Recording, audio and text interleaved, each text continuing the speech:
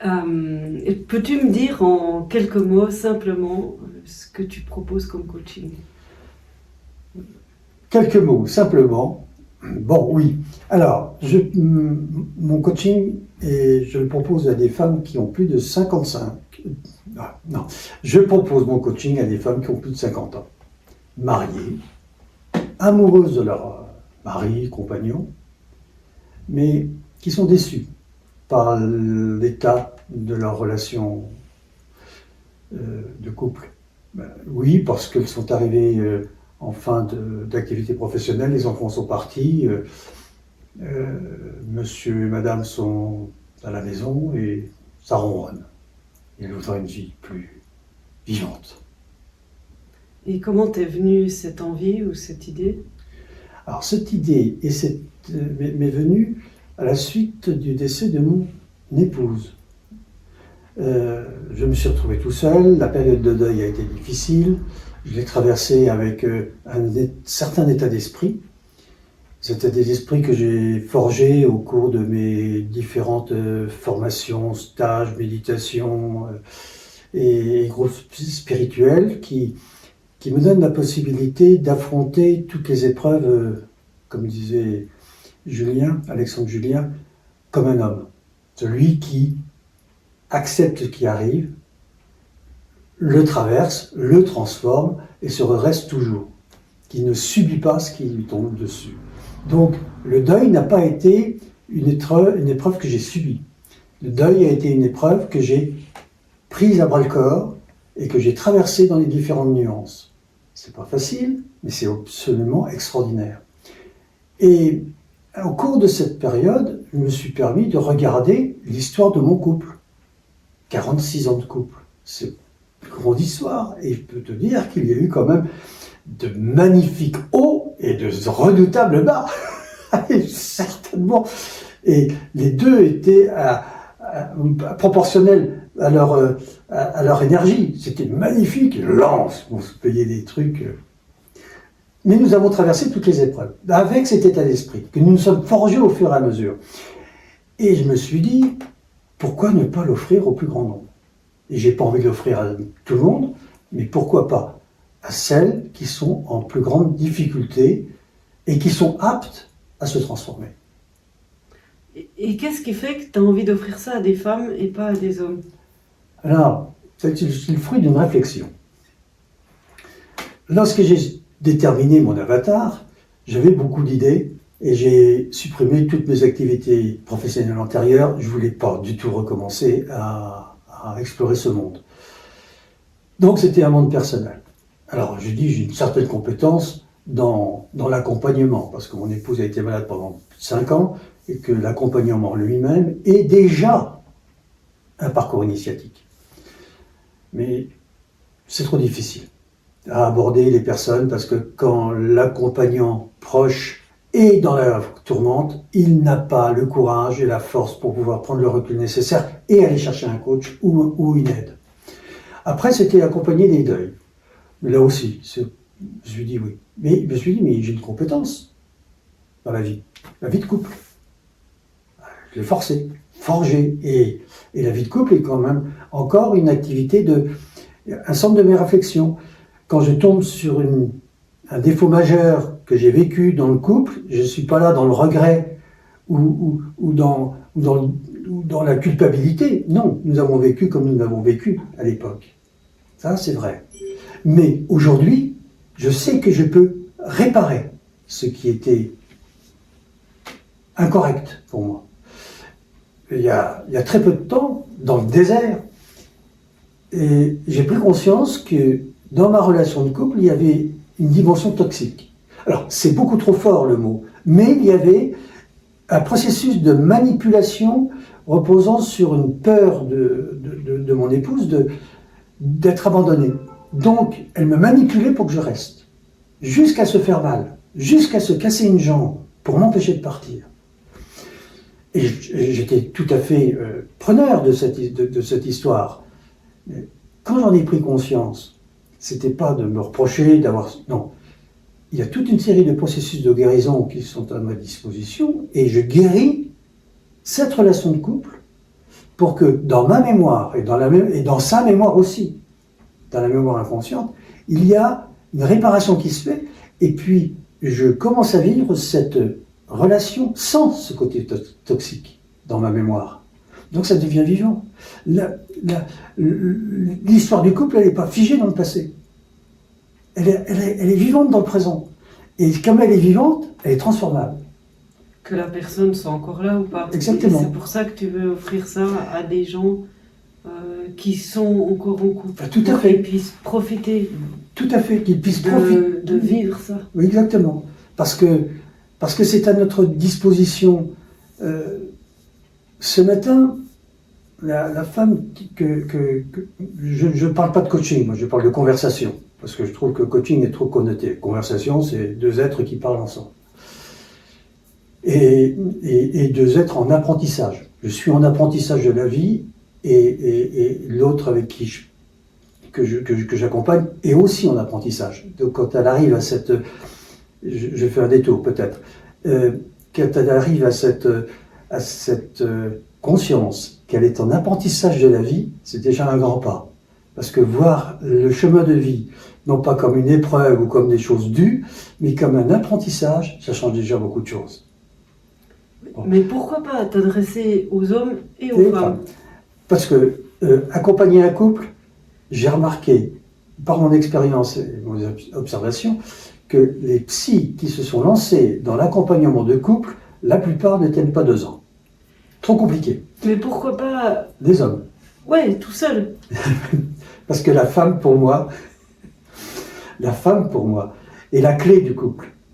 C'est elle qui détient les clés les clés de l'amour. Ça, c'est une profonde conviction. C'est elle qui amène l'homme à aimer. L'homme, il est tellement coincé, mais éduqué, formaté pour la performance, pour gagner, pour guerrier, pour se bagarrer, qu'il ne peut pas lâcher les armes quand il arrive au lit. Ou même quand il arrive à la maison. Il vient armé. Il vient avec ses certitudes. Alors que la femme, elle est tout à fait dans son aspiration profonde, vraiment profonde. Elle aspire à l'amour, mais à l'amour vrai. Pas à l'amour guerrier, non.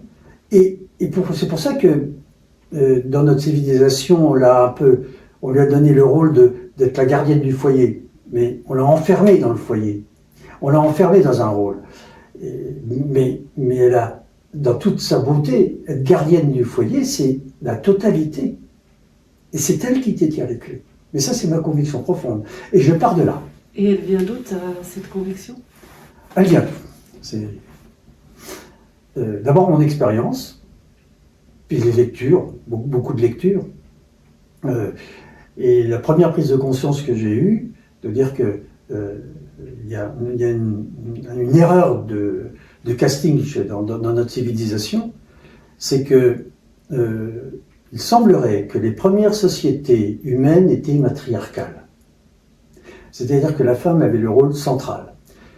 Et ça se retrouve que avant 7000 ans, les villages et les petites villes que l'on a pu trouver avaient une particularité, c'était que tous les immeubles étaient de la même hauteur. Ok ? Et qu'il n'y avait pas un seul lieu qui était plus haut que les autres. Et par contre, il y avait des réunions, des places dans lesquelles il semble que les gens se réunissaient. Dans ce que l'on a trouvé décodé comme iconographie, on se retrouve avec la déesse mère. Et donc, on se dit que les femmes ont été le rôle essentiel de cette société. Et les hommes participaient à cette façon de vivre. À partir de 7000 ans, avant Jésus-Christ, il y a eu des invasions des peuples guerriers qui venaient des steppes d'Asie centrale et plus loin, parce que le climat avait changé et que ça devenait très difficile pour eux de survivre là-bas. Donc ils étaient des guerriers à chevaux d'hommes, et les femmes suivaient. La première période a été une période de razzia. Ils venaient, ils volaient, ils piquaient les femmes aussi, ils repartaient. Puis à un certain moment, ils se sont dit, mais ça suffit, pourquoi faire des voyages aller-retour? Ils se sont installés, et en s'installant, ils ont pris le pouvoir. Les femmes n'avaient pas le moyen de lutter contre eux. Et dans l'iconographie, on a vu des choses tout à fait remarquables. La première, c'est que les maisons qui étaient toujours de la même hauteur, avec la même conception, on a commencé à avoir des différences de coûts de disposition, de luxe, de richesse. On a commencé à avoir des tours qui montent, des immeubles plus importants, et surtout dans l'iconographie, c'est la représentation des êtres humains, l'homme est devenu dominant et la femme est diminuée. Donc l'homme a pris le pouvoir sur la femme et on l'a mis de côté. Et du coup, ton choix, c'est qu'à travers la femme, en fait, tu permets à tout le monde de pouvoir suivre ce processus de transformation. Ah, tout à fait. Parce qu'à travers son processus, dans ta conception des choses, l'homme peut aussi suivre ce processus, du coup les enfants aussi, du coup l'humanité aussi. C'est ça ton idée? C'est ça l'idée. L'idée, c'est que quand la femme reprend son pouvoir réel d'amour, l'homme va se transformer, mais spontanément. Spontanément. Comment dire Parce qu'il aspire aussi à cet amour. C'est juste les barrières. Quand tu dis il arrive guerrier, il a la même aspiration que la femme. Oui. C'est juste que toi, tu vois plus de barrières chez l'homme pour qu'il puisse vivre ça que chez la femme. Tout à fait. Et puis il est bien plus formaté. Il faut qu'il lâche quelque chose. On pourrait parler de ce qu'il doit lâcher, ce qu'il peut lâcher dans cette nouvelle harmonie du couple. Mais pour l'instant, on revient toujours à la femme. La femme détient les clés du couple, parce que c'est elle qui détient la philosophie profonde. Il suffit pour cela uniquement, d'abord qu'elle se fasse confiance, et ça, c'est un peu difficile, la confiance en elle-même, et surtout qu'elle se persuade et qu'elle vérifie que la façon de penser les choses et la façon de voir les choses transforme sa réalité. Je vais prendre un exemple tout à fait proche qui est vécu ce matin. Première conversation avant Noël. Elle me dit, j'ai des problèmes avec mon âme, on est en bisbille, la façon de passer Noël va être encore compliquée, ça s'est mal passé, etc. Ok. Je lui ai seulement proposé de changer son regard sur son mari. Uniquement de le voir autrement. C'est-à-dire pas le voir comme d'habitude, mais essayer d'imaginer dans une autre situation, et peut-être plus amoureuse. Et pour cela, première opération, c'est quand elle le regarde, elle commence par revenir en elle. Pas se laisser prendre par sa projection sur lui. Commencer juste un tout petit retour sur lui-même. Sur elle-même. Et en ayant déjà pris cette distance, elle ne peut pas se laisser entraîner par les histoires de son mari. Ensuite, une fois que je le décode, mais ça se fait de façon plus spontanée, ensuite, en ayant pris ce recul, en le regardant différemment, peut-être même avec un petit coup d'œil amoureux, tu vois, parce que ça passe dans le regard tout ça, hein, de le voir peut-être un peu plus amoureux, un peu plus gentil, un peu plus souriant, un peu plus dans la fête. Eh bien, elle m'a dit, extraordinaire, il y a eu des crises qui sont arrivées, je le regardais, etc. Puis, j'étais vraiment en moi, et puis lui, il se détendait. Il commençait à sourire. Et puis, il partait, et à ce moment-là, un changement d'attention, tiens, le petit cadeau, on change de sujet, la crise, l'objet du conflit, on n'en parlait plus. Et ça, c'est des cadeaux extraordinaires. Ça, c'est des cadeaux extraordinaires. Et arriver à ce genre de toute petite maîtrise, tu te dis, ah bah oui, c'est ce qu'elle me disait ce matin, mais alors on peut vraiment changer les choses. comme ça, en douceur. On ne demande rien. On ne peut pas changer son bonhomme. On ne peut pas. Sa femme ne peut pas la changer non plus. Encore moins. Encore moins. Par contre, changer son attitude vis-à-vis de lui, alors là. C'est ça qui permet de changer, oui, en fait. C'est ça, ouvre. Ça ouvre. On ouvre quelque chose à ce moment-là. On n'est pas resté dans son armure. On ne peut pas la garder, son armure, dans ce cas-là. Surtout que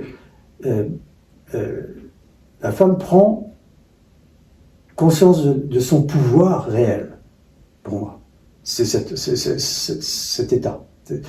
De vivre l'amour, obligatoirement, ouvre les portes. Mais c'est dans la réalité, c'est pas un mythe, c'est pas une magie, c'est pas un conte pour enfants, c'est une réalité.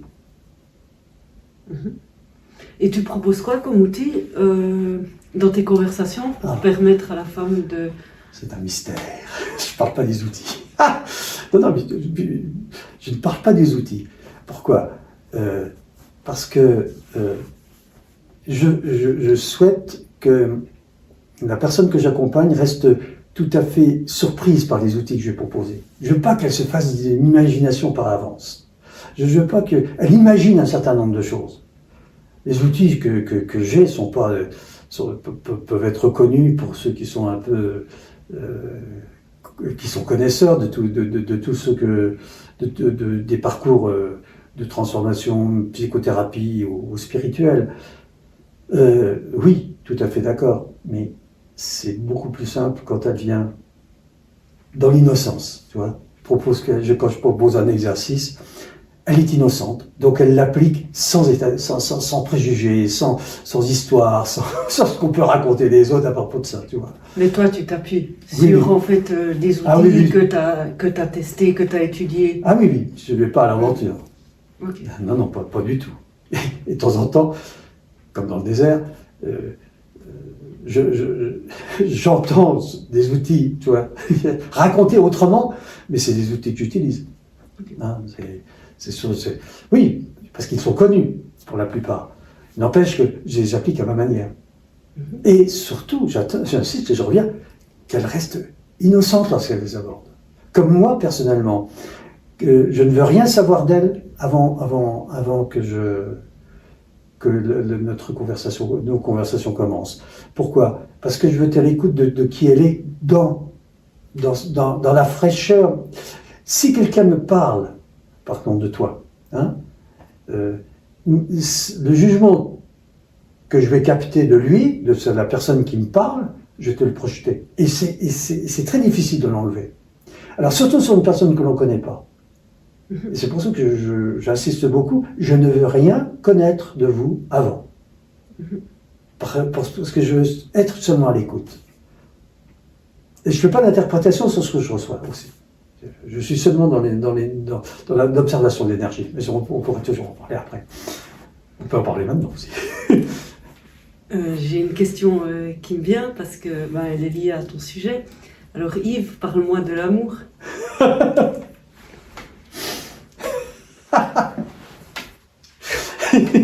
Vu que la femme détient les clés de l'amour, c'est que... Oui. C'est quoi pour toi l'amour ? Comment tu perçois l'amour ? C'est une très belle idée, ça. Il faudrait qu'on finisse sur cette question, parce que du coup, on va avoir un peu... On peut faire une pause, hein. On fait une pause, alors. On fait pas de pause, parce qu'il doit y aller spontanément, si je veux couper tout ce bordel. Oui, je ris parce que je suis très ému.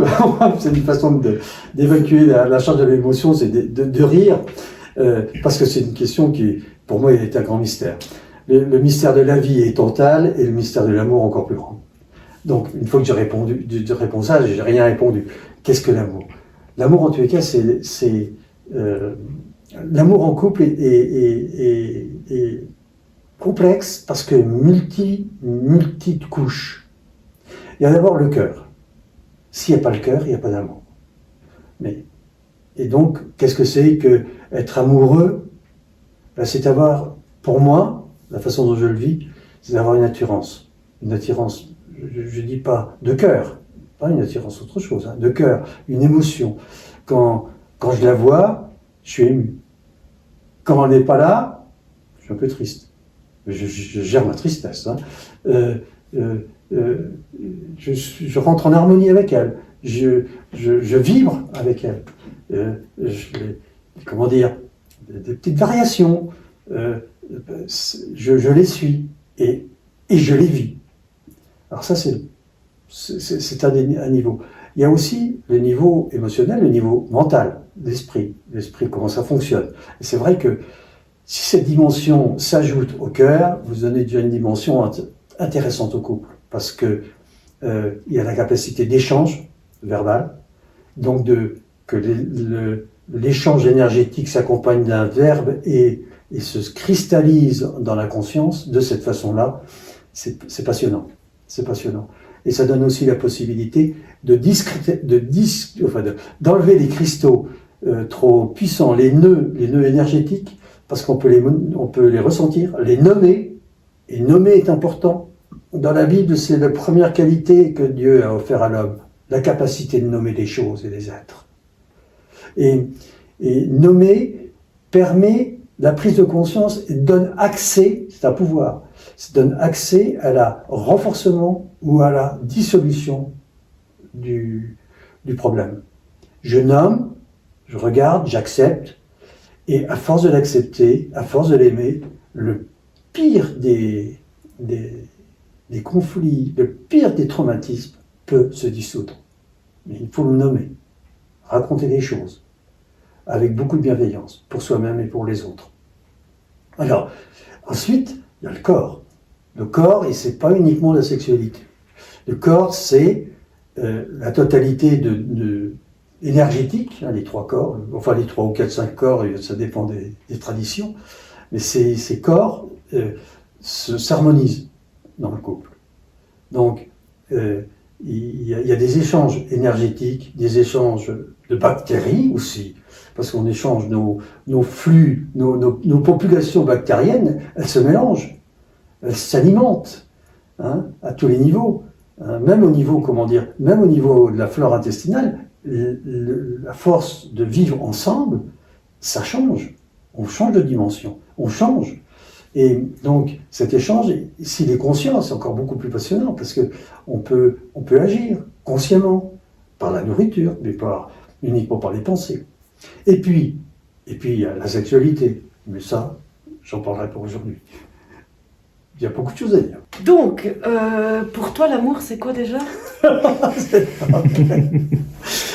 D'abord, c'est pas quoi. C'est intéressant qu'on pose la question de cette manière-là. C'est quoi? C'est un état d'esprit, un mouvement, un échange énergétique, un échange d'idées, un échange d'hormones, un échange de bactéries, des peuples bactériens, des petits peuples qui sont en nous, un échange d'énergie sexuelle. C'est tout ça, le couple. C'est aussi une action familiale. Donc, c'est dans un cadre, une maison, généralement une maison, un appartement, mais dans un cadre fixé. Et puis il y a les enfants, puis il y a les parents, puis il y a les grands-parents, les cousins, etc., les amis, et puis les activités professionnelles. Le couple, c'est le centre de tout un monde. Chaque couple a tout un monde autour de lui. Des proches, comme un atome, quoi. Il y a des éléments proches qu'on ne peut pas retirer, puis plus loin, en périphérie, il y a des amis, etc., qui sont même au bout du monde, hein. En Australie, maintenant au Japon, en Polynésie, enfin, un couple, c'est tout un vaste domaine qui n'est pas, on peut pas l'enfermer dans des limites. Et ce qui est étrange aussi, c'est que l'état juridique, parce que évidemment, le couple est une institution, ce qu'on appelle une institution juridique, à savoir que c'est reconnu et il y a un ensemble de lois, d'articles qui fixent les devoirs et les engagements de chacun des membres du couple. Hein, on est marié pour le pire et pour le meilleur, ou l'inverse, meilleur pour le pire. Mais c'est prévu par la loi. Et puis il y a un patrimoine aussi. On oublie le patrimoine. Le patrimoine, c'est la base du couple aussi. Il y a qui est propriétaire de quoi. Le couple est propriétaire.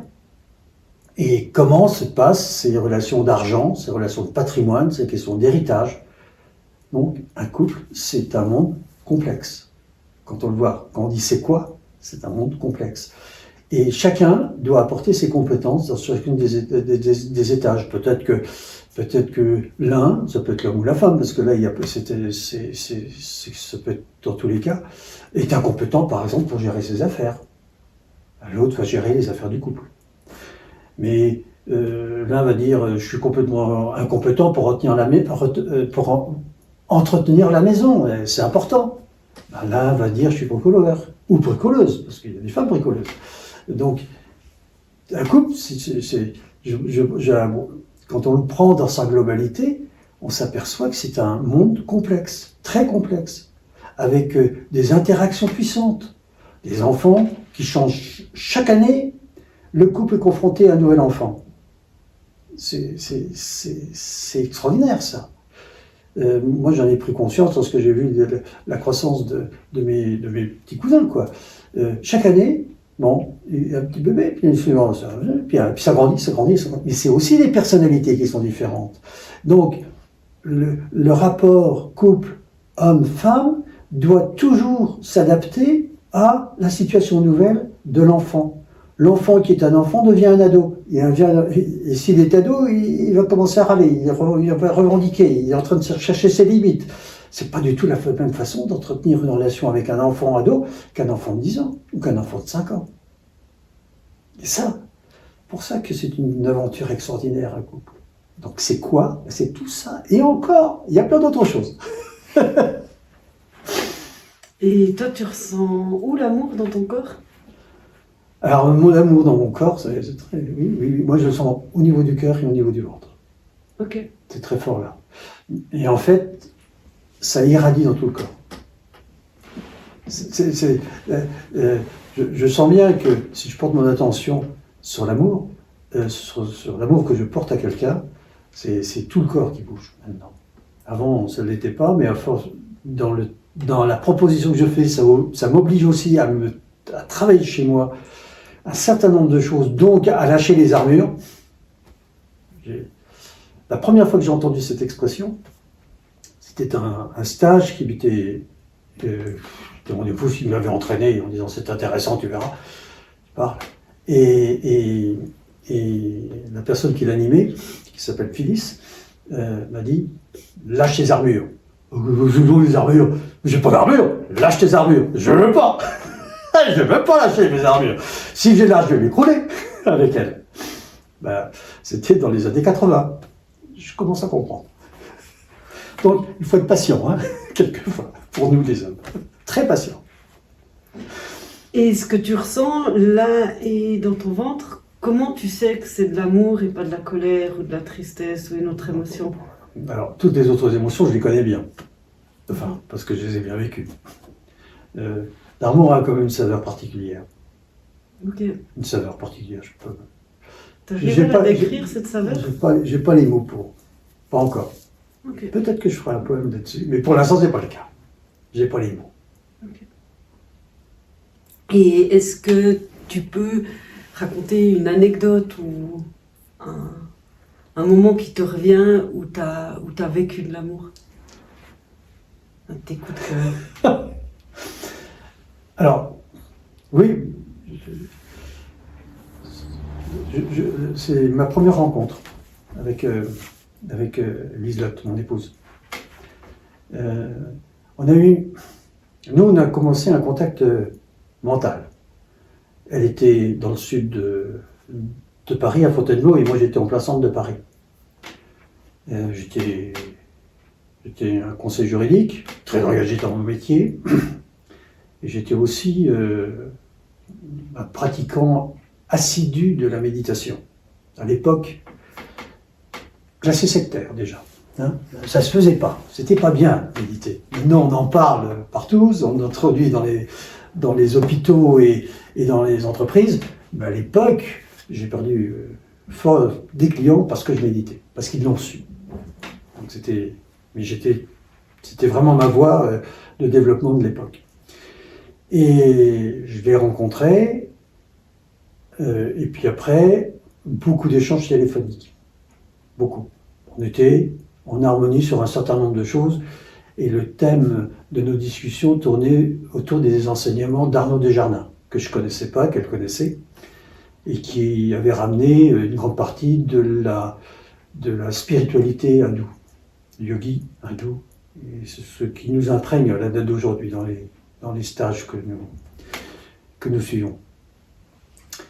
Et puis quand je l'ai vu, j'ai pas vu sa beauté extérieure. Ça. Quand je vois la photo, la première photo que j'ai prise, notre première promenade dans la forêt de Fontainebleau, je me dis, bah oui, c'est une belle femme. C'était une très belle femme, mais c'est pas ça que j'ai vu. J'ai vu quelque chose d'autre. Je suis pas voyant, je suis rien, moi je suis un homme lambda, mais j'ai vu en elle une beauté intérieure, mais qui m'a époustouflé. Et là, je suis tombé amoureux. Et quand nous sommes revenus en voiture, je me souviens très bien que je lui ai fait ma déclaration. Et voilà. Nous allons vivre un grand amour, et nous serons ensemble jusqu'à la fin. Et c'est ce que nous avons fait. Ça donne des frissons. Oui, ça me donne des frissons. Oui, voilà. C'est un grand moment de ma vie. Et oui. Et je peux pas dire que rien n'est réglé une fois qu'on a fait ça. Tout commence. Justement, alors tout commence. Je t'ai demandé un coup de cœur dans l'amour. Parle-moi d'un de tes coups de cœur, du meilleur conflit que tu as eu avec oh là, ton épouse. Ah, il y en a eu beaucoup. Ouais, mais il y en a eu beaucoup parce qu'elle avait un fort caractère. Suissesse, solide, allemande, almanique. Alors là, quand elle voulait quelque chose, elle ne lâchait pas. C'était un peu dur. Bon, comment dire? Il y avait un côté chez elle d'être toujours insatisfaite. Elle s'est jamais contentée réellement de ce qu'elle avait. C'est un défaut commun à beaucoup de monde. Donc, quand nous nous sommes rencontrés, j'avais un petit studio. Moi, ça me suffisait amplement. J'étais célibataire, je ne faisais pas de réception chez moi, j'avais besoin de rien. Moi, ce qui me suffisait amplement, c'était un lit, un tapis, un beau tapis de préférence. Puis moi, un petit bureau, une armoire pour ranger mes bouquins, mes fringues, et puis le reste, rien à faire. Les tableaux, les trucs, les machins, ça n'a aucun sens pour moi à l'époque. Ça ne m'intéressait pas. Évidemment, quand elle a dit je m'installe, c'était un peu compliqué. Et on va faire autre chose. Je vous raconte un peu ma vie, là, mais un coup de cœur. C'est que, comme elle était jamais d'accord, on a acheté un studio qu'on a aménagé. Je ne savais pas faire du bricolage, j'ai appris le bricolage. Je ne savais pas faire beaucoup de choses, j'ai tout appris sur le tas. Puis quand on avait terminé ce truc-là, qui était vraiment un petit bijou, je veux des arbres. Comment tu veux des arbres? Je veux des arbres, je ne peux pas vivre sans arbres, tu comprends? Vivre dans la ville, ça me fatigue. Non, je suis bien ici, j'ai mon bureau juste à côté, c'est parfait pour moi, je ne veux pas bouger, je ne bouge pas. Mais si, tu verras, ça sera mieux. J'ai lâché. J'ai craqué. Évidemment, elle a vraiment gagné au change, on a trouvé un coup de chance ou je ne sais pas quoi, en bord de Seine, à 12 km de Paris, en bord de Seine, dans une très belle maison, avec un grand jardin de 4500 mètres carrés, des grands arbres, des beaux arbres, etc. 200 mètres carrés. Royal. Elle a vu ce que je voulais. Oui, et ça c'était un conflit. Plusieurs mois. J'ai craqué. C'est bien, c'était pas un abandon de pouvoir ou un abandon de quelque chose. C'est que, comment dire, elle me poussait à faire une démarche. Mais moi, je me suis dit, bon, il faut que je revienne sur quelque chose d'avant. Parce que là, vous avez oublié de me le dire. Un couple se construit. C'est-à-dire que être amoureux, comme je l'ai été en profondeur, ça ne m'a pas empêché de voir toutes les difficultés que nous allions avoir. Et comme son caractère était puissant, puis qu'elle savait ce qu'elle voulait, que moi je savais ce que je voulais, puis que j'étais engagé professionnellement, puis j'avais besoin de gagner ma vie, il fallait que qu'on arrive à trouver des modes de fonctionnement qui nous satisfassent tous les deux. Donc, quand j'ai compris que l'affrontement ne servait pas à grand-chose, je me suis dit, comment agir pour obtenir ce genre de résultat? Eh bien d'abord de le penser. C'est-à-dire que mon intellect, je l'ai mis au service du couple. Et mon petit stratège, je l'ai mis au service du couple. Je dis, tu veux ça, tu veux partir, tu veux des arbres, ok, qu'est-ce que je peux en tirer moi aussi, en tant que partenaire du couple, dans cette demande? Est-ce que ça va contre mes intérêts? Ou est-ce que ça va favoriser mes intérêts? Ou est-ce que ça va nous donner, à nous, le couple, une nouvelle dimension? Et quand j'avais opté de dire, au lieu de m'affronter à elle, de dire, nous allons en faire quelque chose du couple, nous allons choisir un endroit pour le couple, mais aussi pour ses activités et les miennes. Les miennes, ça n'a pas marché, mais pour les siennes, oui. Parce qu'avec 100 mètres carrés et 4500 mètres carrés de terrain, elle en a fait des stages. Hein, elle en a fait une activité professionnelle. Et cette activité professionnelle me nourrissait, pas au niveau financier, mais au niveau richesse, de rencontres, d'expérience, d'évolution personnelle, de transformation personnelle. Et elle y trouvait sa dimension. Et le couple se portait bien. Donc il y a toujours ce côté stratège qui a été qui m'a aidé et jusqu'au dernier moment. Au dernier moment, il fallait que je m'occupe. Et là, je me suis pas suffisamment exprimé au niveau du cœur parce que j'étais anesthésié. Et ça, ce serait une autre histoire. Mais je m'occupais de toute l'organisation autour pour que ce soit le plus confortable possible. Pour qu'elle puisse vivre son chemin vers ses derniers instants dans le confort, l'accompagnement, mais que ce soit son chemin et pas le mien ni celui des autres. Ça, c'était plus difficile. Voilà. Donc un couple se construit avec son intelligence.